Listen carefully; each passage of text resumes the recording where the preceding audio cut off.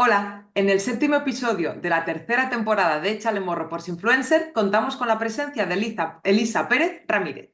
Elisa es doctora en veterinaria, especializada en virología. Trabaja en el Departamento de Enfermedades Infecciosas y Salud Global del Centro de Investigación en Sanidad Animal perteneciente al INIA CSIC.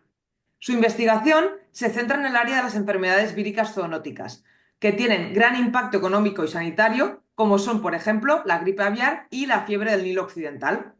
Sus estudios han estado siempre marcados en el desarrollo y la promoción de la estrategia One Health como herramienta fundamental para la prevención y el control de las enfermedades que compartimos humanos y animales.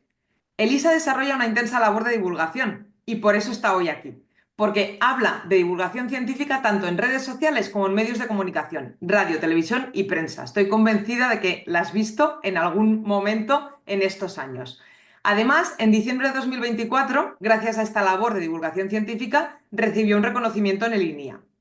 Me hace especial ilusión poder entrevistar a una científica divulgadora para que realmente nos pueda compartir su experiencia en el campo de la comunicación, algo que hace tanta falta a nuestro sector. Muchísimas gracias, Elisa, por aceptar la invitación. Placer, gracias a ti por invitarme. La verdad es que no lo comentaba en la introducción, pero Elisa también es autora de un libro que se llama Salud Global, que es muy interesante y del que se pueden sacar también muchísimos contenidos para divulgar, para los que quizás nos dé más pereza crear contenido, pero queramos compartir información sobre One Health sobre todo. Te he presentado brevemente, Elisa, pero me gustaría que nos cuentes un poquito más sobre quién es Elisa Pérez. Bueno, pues ya lo has dicho tú muy bien en la presentación, pues soy doctora en veterinaria, me he especializado en virología porque siempre me han interesado más los bichitos microscópicos que están dentro de los animales que el animal en sí. En la carrera, pues mi asignatura favorita fue enfermedades infecciosas y tenía muy claro que quería dirigir mi camino por ahí. Entonces, bueno, pues toda mi labor profesional ha estado muy relacionada con el ámbito de la investigación. He trabajado en diferentes centros de investigación en sanidad animal en España, pero ya desde hace pues casi 14 años trabajo en el Centro de Investigación en Sanidad Animal, que como has dicho es un centro de línea CSIC. Está en Valdeolmos, a unos 40 kilómetros de Madrid, y es un centro un poco peculiar porque es un laboratorio de alta seguridad biológica que nos permite pues, trabajar de forma segura con algunos patógenos que son peligrosos bien para el ganado o bien para los humanos, porque muchos de ellos son también zoonóticos. Así que en esas labores me encuentro, en mucha investigación y más recientemente, sobre todo desde la pandemia, bastante divulgación también. Qué bueno, qué bueno. Oye, desde tu experiencia en todos estos años trabajando a nivel laboratorio como científica, ¿por qué crees que es tan importante que la ciencia salga del laboratorio y se cuente a la sociedad, al público en general? Bueno, pues hay un montón de razones, la verdad. Cuando te paras a pensar es que es súper importante, ¿no? Porque, bueno, pues hacemos avances y tenemos resultados súper interesantes, pero claro, necesitamos contarlos al exterior y más en nuestro caso que estamos dentro de un laboratorio P3 de alta seguridad que casi no podemos ni abrir las ventanas, ¿no? Es un espacio muy cerrado, muy aislado y sentía que las cosas que se hacían en el laboratorio eran muy interesantes y merecía la pena contarlo al exterior, ¿no? Entonces, las razones principales yo creo que son, por un lado, democratización del conocimiento, en el sentido de que cualquier persona tiene que tener derecho a acceder a información fiable y de calidad que le permita pues, entender aspectos básicos de su vida diaria, ¿no? Por ejemplo, también creo que es muy importante, al menos para mí, es un poco la rendición de cuentas, o sea, la justificación de la financiación pública que recibimos. Siento que divulgar los resultados de lo que investigamos es una forma también de agradecer que se siga invirtiendo en ciencia, ¿no? Y luego, en este contexto que vivimos tristemente actualmente, de tanta desinformación, tanto desprestigio de la ciencia, ¿no? Sobre todo ahora con toda la situación en Estados Unidos, creo que es más importante que nunca pues, crear esta cultura científica, como estrechar el vínculo entre ciencia y sociedad, ¿no? Que no se vea la ciencia como hay pues, una torre de marfil aislada en una isla, sino que simplemente pues, somos parte de la sociedad y simplemente queremos entender mejor el mundo que nos rodea, ¿no? Entonces, bueno, pues hay muchísimas razones, pero yo creo que este fomento del pensamiento crítico y de la lucha contra la desinformación es una de las cosas que más me mueve a mí a hacer esta actividad divulgativa. Qué bueno, y qué necesario, ¿no? Lo que decías, esa parte también me ha gustado mucho la parte de rendir cuentas, ¿no? De contar, de que las personas que con sus impuestos colaboran en esa ciencia sepan que realmente se está trabajando en mejoras. Hemos, Claro, Dime. Perdona, sí, es que siempre nos quejamos de que, o queremos que la ciencia valore, o sea, que la sociedad valore la ciencia y que impulse a sus políticos a invertir en ciencia, pero para eso es imprescindible que la entiendan, que la conozcan y que vean la relevancia en su vida diaria, ¿no? Entonces, para eso necesitamos nosotros transmitir eso. Entonces es algo mutuo, ¿no? Para que nos valoren tenemos que contarlo y contarlo de manera accesible y entretenida, que no sea un tostón. Sí, no, porque si no nadie lo va a recibir, ¿no? Al final se va a quedar en el limbo. Has hablado Mm. de esa valoración, ¿no? Y de ese acercamiento con la sociedad y de esa imagen que pueden tener y ese desconocimiento de la ciencia. En el caso de la ciencia veterinaria específicamente, ¿crees que realmente las personas, la sociedad tienen una imagen generada y que realmente esa imagen que pueden tener se corresponde con la importancia real que tiene la investigación veterinaria para ellos como personas? Pues hombre, yo creo que no mucho. Esto es algo que hay que mejorar, porque bueno, en general la ciencia veterinaria, la profesión veterinaria se asocia a una imagen un poco estereotipada de veterinario, médico de perros y gatos en las clínicas, ¿no? Y es verdad que esta es una labor muy importante y muy cercana a la sociedad, pero es una pequeña porción de todo lo que hacemos en ciencia veterinaria, en la profesión veterinaria, ¿no? Entonces, pues esa es nuestra labor, intentar divulgar otros ámbitos menos conocidos, ¿no? Pues por ejemplo, yo creo que mucha gente subestima pues, el impacto, por ejemplo, económico o ambiental que tiene nuestra profesión. Por ejemplo, hay muy pocas personas que sepan que una enfermedad como la fiebre aftosa o la peste porcina africana pues puede tener un impacto inmenso en cancelar todas las exportaciones de ganadería, en arruinar a poblaciones rurales que dependen de estos animales, un impacto económico brutal, ¿no? Y esto hay que explicarlo. Estos brotes se contienen o no se producen en nuestro territorio porque hay mucha gente trabajando en ciencia veterinaria, veterinarios, biólogos y otras profesiones, ¿no? Pero esto creo que es importante y se desconoce bastante. Luego, insistir una vez más, pues que también somos los encargados de mantener la inocuidad y la seguridad de todo lo que nos comemos cada día, que eso va calando un poquito más, pero todavía hay gente que dice, un Sí. veterinario haciendo seguridad alimentaria. Y claro, dices, pero madre mía, todavía estamos así, ¿no? Y luego, bueno, también impacto directo en salud humana, no solo con las cosas más evidentes de que si tú proteges a los animales de enfermedades zoonóticas, pues no las transmitirán a los humanos, sino también, por ejemplo, que no se suele pensar tanto, pues en el desarrollo de modelos animales. Es súper importante para poder desarrollar, o sea, primero para conocer bien las enfermedades en los modelos animales, pero luego para desarrollar todo tipo de terapias, tratamientos y sobre todo vacunas, que para que lleguen a nosotros primero han tenido que ensayarse en modelos animales, ¿no? Y hay pues muchos veterinarios y veterinarias trabajando con este desarrollo de modelos animales, con una parte muy importante de bienestar animal, etcétera, etcétera, ¿no? Entonces son igual parcelas menos visibles de la profesión, muy relacionadas con la ciencia, que creo que tienen impacto directo en nuestra vida diaria, en lo que nos comemos y en la economía y en todo, ¿no? En el trabajo también, la cantidad de fuerza laboral que hay asociada a todo esto. Así que, bueno, por señalar algunas, ¿eh? Hay un montón más. Sí, pero es súper interesante. Y al final lo que dices, ¿no? Muchas personas aún no saben, ¿no? Todo este trabajo que se está haciendo desde la ciencia, desde la veterinaria, y muchas veces relacionan nuestra profesión con perros y gatos, cuando vamos mucho más allá. ¿Y cómo crees tú que podemos, desde el sector, transmitirles que hablar de sanidad animal? Porque a veces lo que decías, ¿no? Pues no, pues es que hablan de una enfermedad que a mí no me afecta. También es hablar de salud humana, de bienestar social, de economía. ¿Cómo podemos transmitírselo? Bueno, pues yo creo que cada uno desde su sector comunicando de forma accesible el impacto que su trabajo tiene en la vida diaria de las personas, ¿no? Y yo creo que no solo hay que convencer a la sociedad, sino convencer también a nuestros políticos, a las instituciones, de una cosa tan básica como asumir que la veterinaria es una profesión sanitaria. Empezando por ahí, que es algo básico, pero que todavía no cala, ¿no? Entonces yo creo que tenemos que aportar nuestro granito de arena para intentar que la sociedad abandone como esa visión tan antropocéntrica de la salud. Y entonces entender que todo está conectado y que nosotros pues somos un elemento más en un engranaje muy complejo de relaciones entre animales, humanos y medio ambiente, ¿no? Y bueno, pues insistir una vez más en todo esto que hablamos del One Health, de que realmente cuidar la salud y el bienestar de los animales y del medio ambiente es cuidar nuestra salud y nuestro bienestar. Es una cosa muy obvia, pero la gente necesita ejemplos concretos de por qué eso es verdad. Y en mi ámbito, pues trabajo en investigación, pues explico esta enfermedad infecciosa, el virus del Nilo Occidental. Resulta que ahora tenemos más brotes.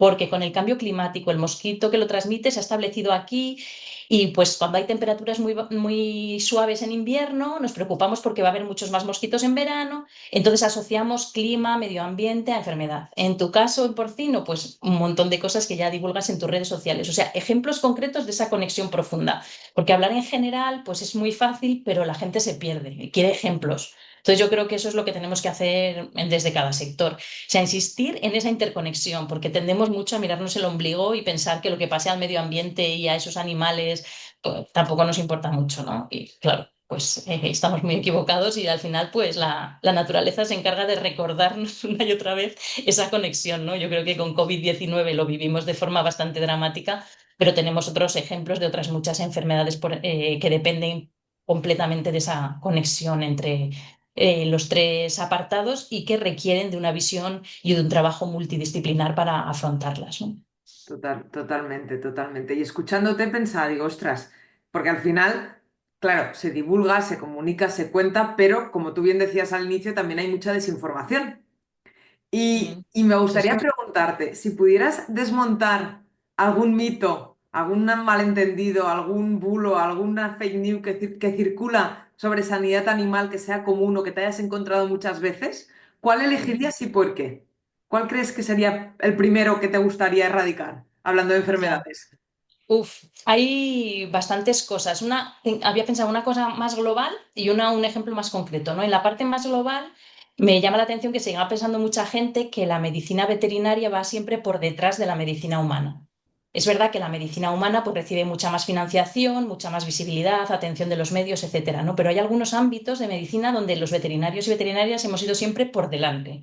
Por ejemplo, medicina preventiva en epidemiología y a mí me suele gustar hablar mucho de inmunología, desarrollo de vacunas. Esto hay mucha gente que no lo sabe, pero somos absolutamente pioneros en sanidad animal, en el desarrollo de vacunas muy innovadoras, ¿no? Sobre todo en los últimos 30 años, pues toda la vacunología veterinaria se ha desarrollado muchísimo y hemos desarrollado, por ejemplo, vacunas de segunda y tercera generación muy complejas, pues basadas en vectores virales, en subunidades proteicas, que nos han permitido luchar de forma exitosa frente a enfermedades muy graves, ¿no? Por ejemplo, del ganado. Y además, como tenemos esta característica de que no desarrollamos vacunas para una sola especie, como los médicos, pues claro, hay que ser muy innovador y hemos creado soluciones pues, para vacunar un montón de especies diferentes frente a un montón de patógenos diversos, ¿no? Y, por ejemplo, otras características de que para ganadería pues, necesitas, por ejemplo, muchas diferentes vías de administración. Y hay unos avances enormes. Ahora mismo tenemos vacunas veterinarias de administración intramuscular, oral, conjuntival por aerosoles, en el agua de bebida, hasta vacunamos en inovo, o sea, dentro del huevo, en las incubadoras, antes de que nazcan los pollitos, ¿no? Todos estos son cosas súper innovadoras que nos ponen al frente, ¿no? En este campo y muchos de los desarrollos en ciencia veterinaria después han sido útiles para los humanos, ¿no? Entonces eso es una creencia que a mí me molesta porque digo, no, no, es que no vamos por detrás, en muchas cosas vamos por delante. ¿Vale? Esa es una. Y luego, un ejemplo concreto que con algunos periodistas y con gente hablando de enfermedades emergentes que probablemente habéis oído, la virus del Nilo Occidental o el virus de Crimea-Congo, pues como tienen nombres muy exóticos y lejanos, la gente pues hace asociaciones un poco peregrinas y peligrosas, como por ejemplo asociarlo con la inmigración. Pensar que esos virus llegan porque hay gente, inmigrantes ilegales, que llegan con esas enfermedades y nada más lejano a la realidad, porque esos dos virus, por ejemplo, son endémicos, los tenemos en España desde hace muchos años y el ciclo se replica en España entre garrapatas y diferentes animales o entre mosquitos y aves, en el caso del Nilo, sin que intervenga ningún inmigrante, ninguna persona exterior, ¿no? Entonces hay que tener mucho cuidado porque en estos temas pues, se utilizan grupos políticos, etcétera, ¿no? Para sus intereses particulares. Entonces estos mitos hay que desmontarlos porque tienen un impacto muy grande en salud y en la sociedad, ¿no? Entonces, bueno, pues eran dos ejemplos concretos que me he encontrado de intentar asociar eso a inmigración ilegal y cosas así. Ya no, y qué importante, ¿no? Porque al final lo hablamos no solo de divulgación del sector, sino también estamos haciendo un trabajo social de que podamos entender qué es lo que está pasando y cómo se está moviendo todo a nivel España, ¿no? A nivel ya no solo de animales, sino lo que decíamos antes, ¿no? Personas y medio ambiente. Y creo que esta parte también está súper bien el poder, lo que tú decías, ¿no? Poder ligarla siempre que podamos. Sí, y es que es eso, cuando hablamos de enfermedades así con nombres un poco exóticos, la gente piensa, ¿eso cómo va a estar en España? Y claro, nosotros llevamos más de 20 años trabajando con el virus del Nilo Occidental, detectándolo en aves y mosquitos en Andalucía y en otras zonas. Sabemos que el virus está aquí desde hace mucho tiempo, pero claro, hasta que no hay otra vez más, hasta que no hay brotes en humanos, no se empieza a hablar de eso, aunque haya habido un montón de aves y caballos afectados en los años anteriores, ¿no? Entonces la gente le suena virus del Nilo Occidental, eso es rarísimo, ¿cómo va a venir aquí? Pues alguien lo habrá traído, la historia de siempre, ¿no? Entonces, bueno, pues ahí tenemos que hacer nuestra labor pues divulgando de forma sencilla cómo es el ciclo de estos virus, cuánto tiempo llevan en España, etcétera, etcétera, ¿no? Es un ejemplo muy pequeñito de todo lo que podemos divulgar en nuestro ámbito, ¿no? Qué bueno, gracias, porque me parecen dos ejemplos súper ilustrativos. Y es que escuchándote, y estoy segura de que cualquiera que te esté escuchando le pasará lo mismo. Además, es que tuve el placer de escucharte en el taller de comunicación que hicimos hace unas semanas con la Fundación Benmasí. Y ostras, y es que me parece espectacular la manera en la que divulgas. Y me sorprendió muchísimo cuando me dijiste, no, no, es que la mayoría ha sido autoformación y yo misma, yo me lo guiso, yo me lo como, ¿no? ¿Cómo se pasa de ser científica a divulgadora? ¿Cómo fue ese primer paso?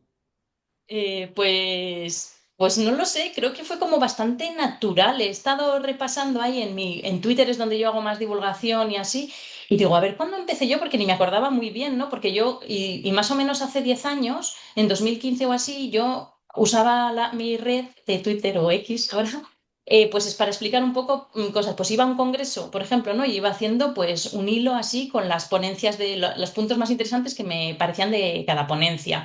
Después publicábamos un artículo, pues intentaba hacer un resumen accesible, pero cosas así pequeñas un poco para sentir yo que eso llegaba a más sitios que al Journal of Emerging Infectious Diseases o lo que sea, que poca gente lo lee, ¿no? Entonces, pues eran pequeñas acciones y creo que sí que hubo un antes y un después en la pandemia. Es Ya, verdad que ya en 2019 ya hacía una divulgación más intensa, pero claro, pasó la pandemia y claro, pues a una persona que trabaja en sanidad animal, específicamente en la investigación de virus zoonóticos, pues te puedes imaginar que, claro, me sentí como muy interpelada, ¿no? Y ya, dije, pues yo tengo que ayudar de alguna manera aquí.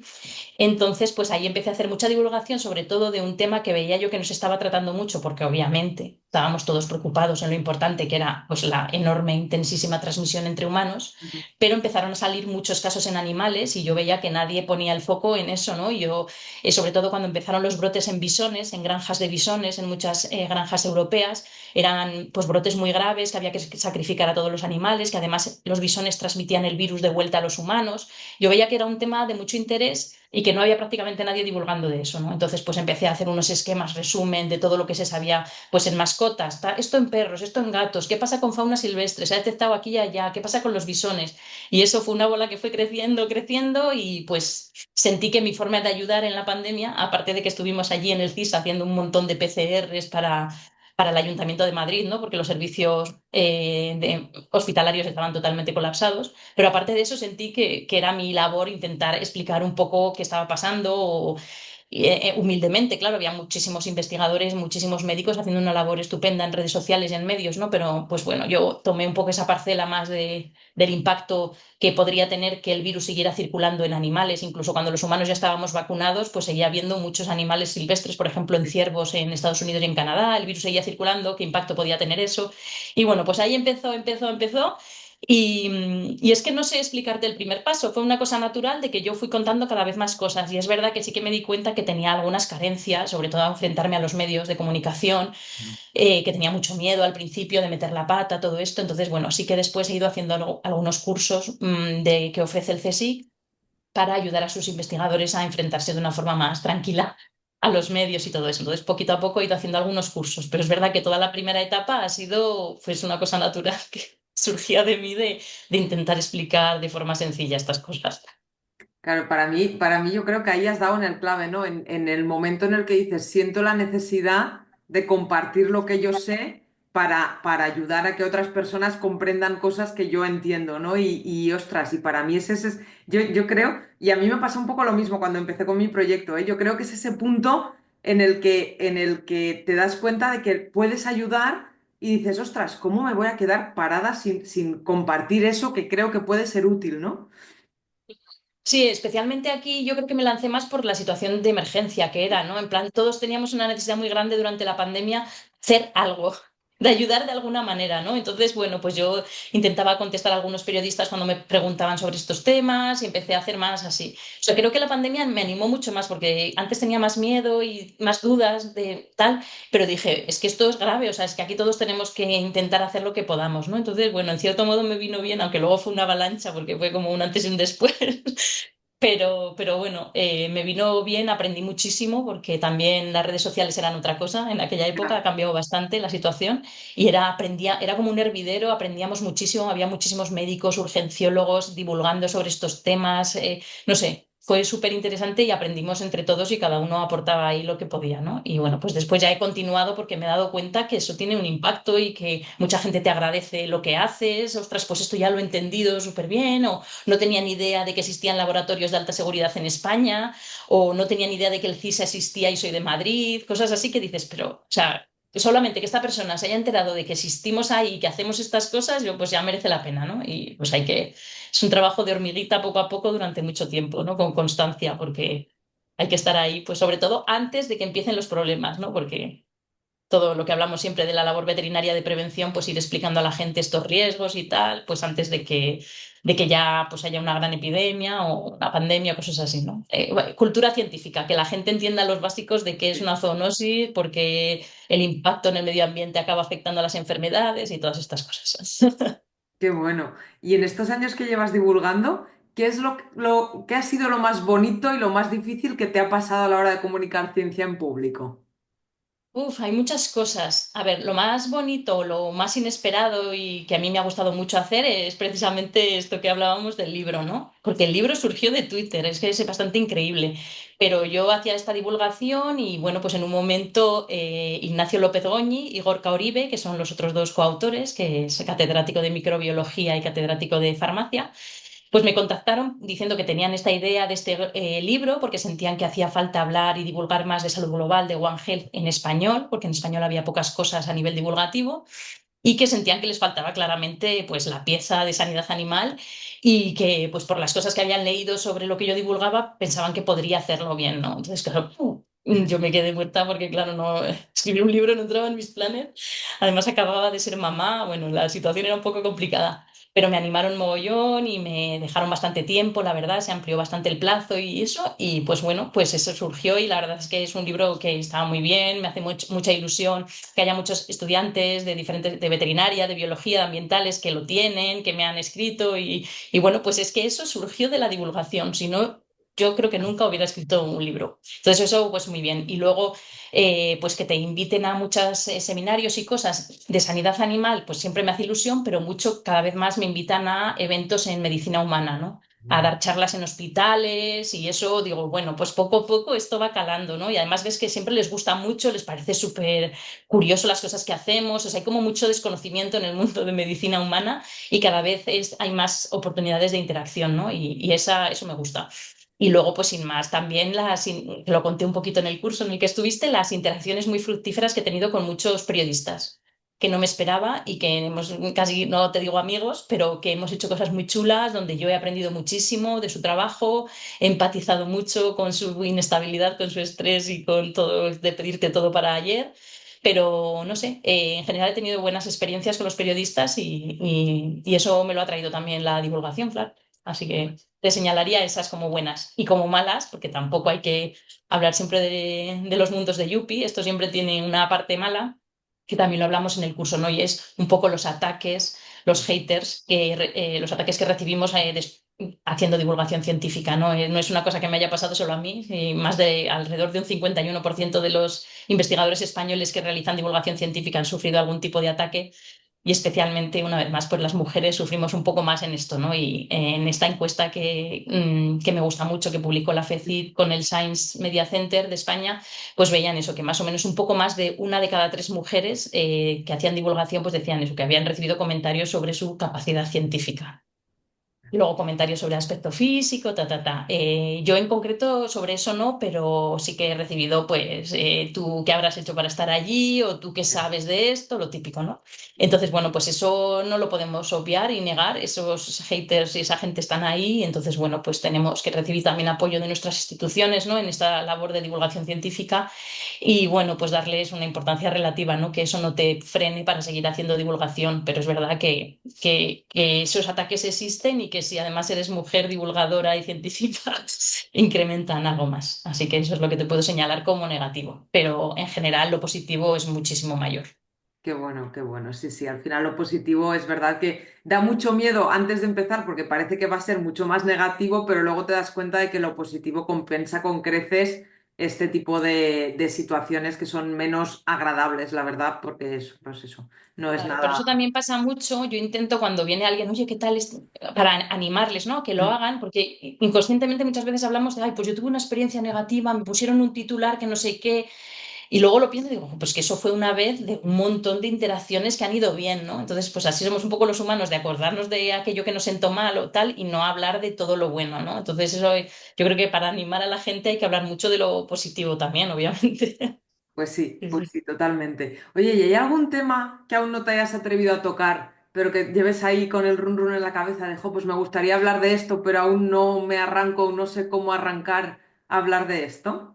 Ya, pues yo creo que en general no. Los temas que no he tocado aún es más por falta de tiempo, que no sé muy bien cómo enfocarlos, porque igual son un poquito más complejos y me requieren un poco más de tiempo, pero en general los temas que he visto que me apetecían los he comentado. También es verdad que intento estar un poco con la actualidad, por ejemplo, ahora estoy hablando muchísimo de gripe aviar por toda la epidemia que estamos sufriendo y tal, entonces intento adaptar un poco mis contenidos al interés que veo de la actualidad, si es que sé de eso, porque esa es otra. No me meto Claro. en nada que no controle totalmente porque eso es peligroso, ¿no? Que eso también con los periodistas que a veces te tienen ahí en la agenda veterinaria y te llaman para, yo qué sé, cosas totalmente variopintas. Y eso creo que también es importante, decir que sí solo a lo que estás seguro, porque a veces te metes en líos pues porque no dominas 100% el tema, ¿no?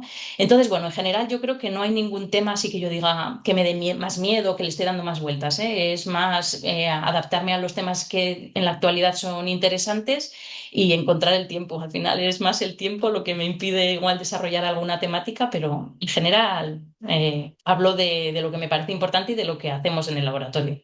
Sí, porque lo de la falta de tiempo es algo que también es muy recurrente en el sector. Yo me encuentro muchísima gente que me dice, es que no tengo tiempo. Y claro, igual los que nos están escuchando se piensan que Elisa tiene todo el día para divulgar. No, ella trabaja Ah, sus horas sí. en el laboratorio y así ella tiene su trabajo fuera del laboratorio. Además también que seguro que son muchísimas más horas de escribir artículos y encima Mm. divulga, con lo cual...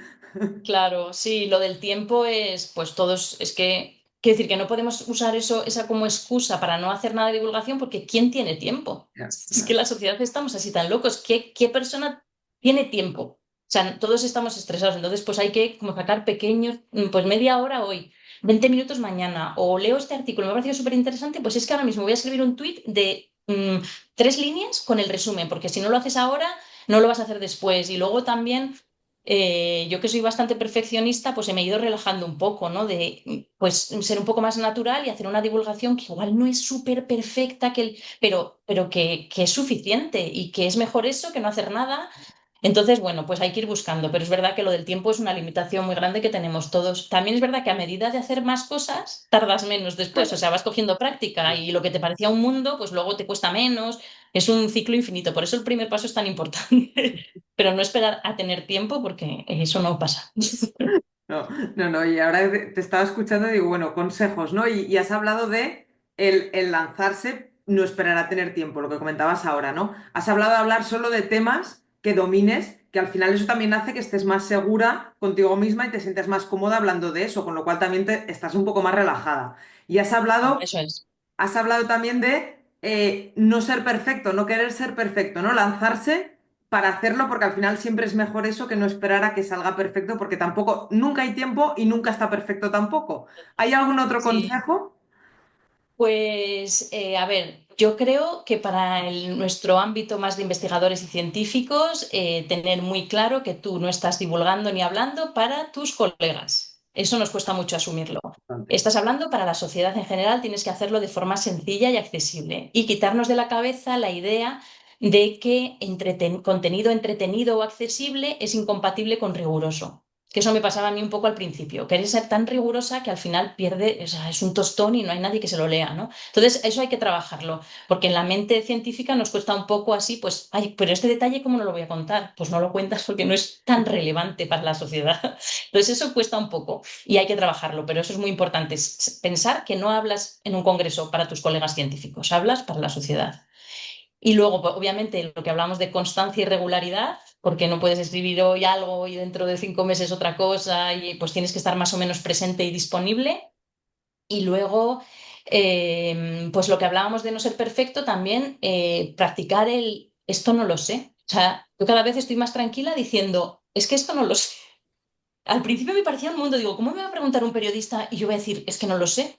Digo, pues es que no se puede saber todo, incluso si te preguntan de tu área de trabajo es muy amplia y puede haber pues un virus con el que todavía no has trabajado. A mí al principio cuando hubo todo lo de monkeypox me preguntaban mucho porque claro, es una zoonosis y yo les decía la verdad, digo, mira, yo he estudiado esto, más o menos me lo sé, pero no he trabajado directamente con ese virus, puede haber cosas que yo no sepa. Entonces, pues ya estoy muy tranquila diciendo, esto no lo sé, no pasa nada. ¿Sabes? Es perder el miedo a esas cosas y yo creo que también es como más naturalidad y creerte más a esa persona, pues sí, soy investigadora, pues soy una persona completamente normal y hay muchísimas cosas que no sé y ya está, y eso te conecta también con la audiencia porque ha dicho, mira, es que esta chica ha dicho, no lo sé, no tienes que contestar a todo. Entonces eso al principio da un poco de miedo, pero yo ya estoy muy tranquila diciendo, mira, esto no lo sé. Te puedo decir este compañero que seguro, o esta compañera que seguro saben de este tema, pero al principio me daba mucho miedo decir, Ya. no sé, pero eso hay que trabajarlo. Sí, no, no, porque Decir es no que sé tranquilamente. sí.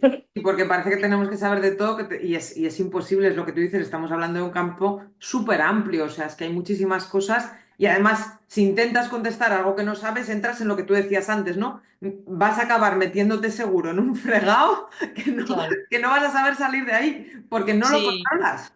Además pueden ser temas un poquito controvertidos, ¿no? Todo esto de enfermedades, zoonosis, epidemias, pues hay que ser consciente de tus limitaciones y recomendar a otros colegas que pueden responder muy bien a esa pregunta y ya está. Qué bueno, yo me quedaría hablando contigo horas, pero vamos a ir cerrando ya, vamos a ir terminando este episodio.